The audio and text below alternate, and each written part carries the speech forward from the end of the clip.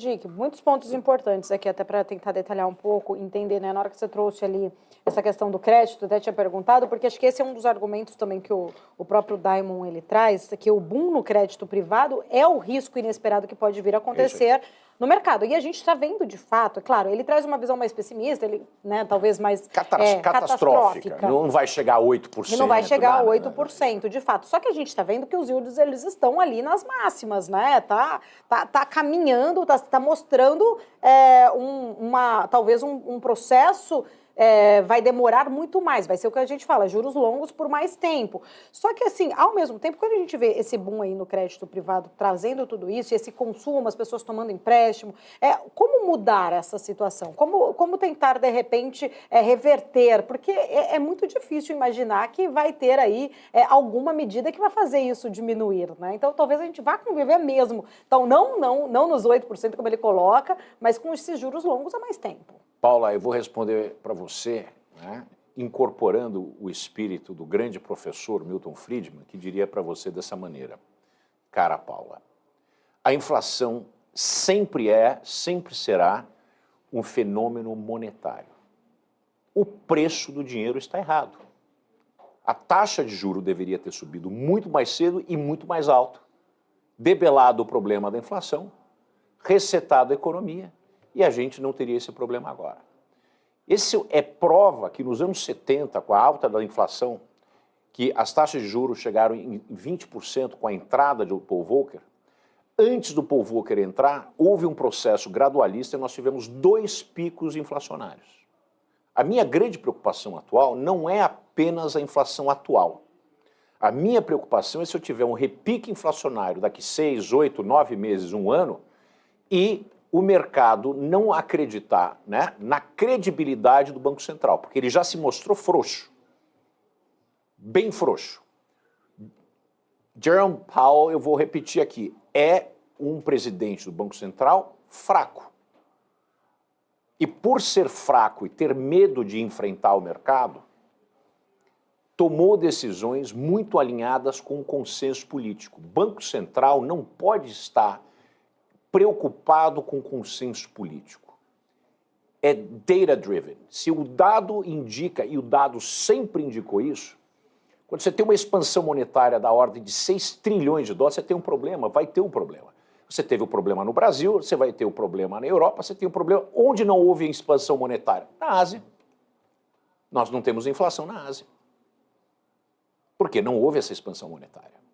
Quer dizer, culpar o pico de inflação somente em processos de oferta, né, o supply side, porque o mundo estava paralisado, as cadeias produtivas foram paralisadas, isso é temporário. E essa parte do problema monetário já foi resolvido. Tanto é que a inflação caiu. Esse problema que não é somente monetário, ele foi resolvido, que era a parte do supply side. Nós vivemos hoje o tail, né, a cauda do problema monetário causado por essa expansão gigantesca da oferta monetária. Eu sei que muita gente que assiste aqui vai dizer, Van Dijk é monetarista. Não, eu sou sim, porque tudo que precisa saber de inflação nós sabemos. E nós sabemos que uma expansão dessa ordem, né, sem que houvesse uma contrapartida de aumento de juros comensuráveis a essa expansão, daria num processo monetário. Nós sabemos disso há muito tempo. E eu venho argumentando isso como o famoso disco riscado, né, para colocar a minha idade, a época que tinha disco de vinil e riscava e o bicho pulava. É isso mesmo, nós temos um erro na condução da política monetária, não só nos Estados Unidos. Agora, a preocupação da Lagarde lá. Qual que é a preocupação da Lagarde? A preocupação da Lagarde não é com a inflação. Eles não estão mais num problema inflacionário, eles têm um problema de relação do câmbio entre euro e dólar, que está no nível mais alto dos últimos 5 anos e vem tendo pressão significativa. E a Europa pode importar inflação dos Estados Unidos dessa maneira.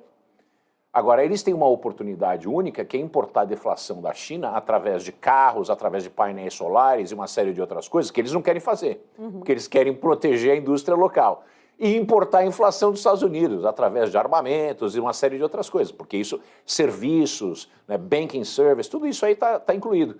Então, a situação da Lagarde é complicada, né, porque ela tem uma amarra política, porque a União Europeia é uma união, sobretudo, né, de favorecimento às indústrias locais, ao custo do custo disso para a população, e, pelo outro lado, ela vai importar inflação através da cotação do euro versus o dólar. E ela também não perderia, talvez, de repente, se baixar os juros na Europa, ali na zona do euro, ter essa desvalorização, justamente porque os investidores podem tender a migrar para os juros ainda altos nos Estados Unidos? Certamente, vai ter capital flight, né?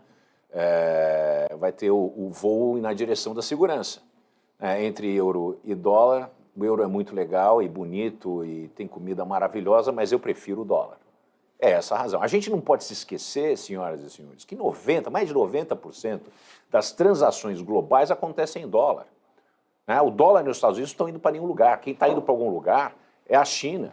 Então a gente tem que entender o poder do dólar e o poder do Fed.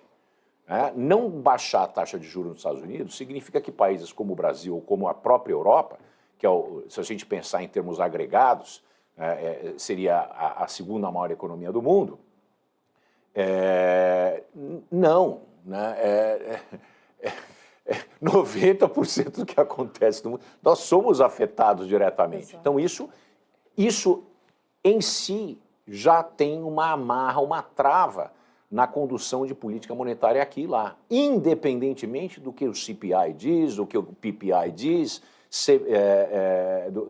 do que os serviços subjacentes dizem.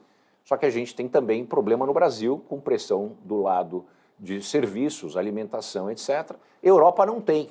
Só que a Europa está apertada, porque tem essa amarra política que ela não pode importar deflação.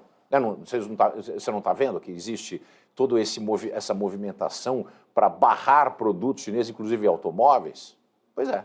Então, quando a coisa é decidida na política e não na boa economia, mas a boa economia é sempre má política, a política sempre prepondera. Então, a Lagarde está com um problema sério.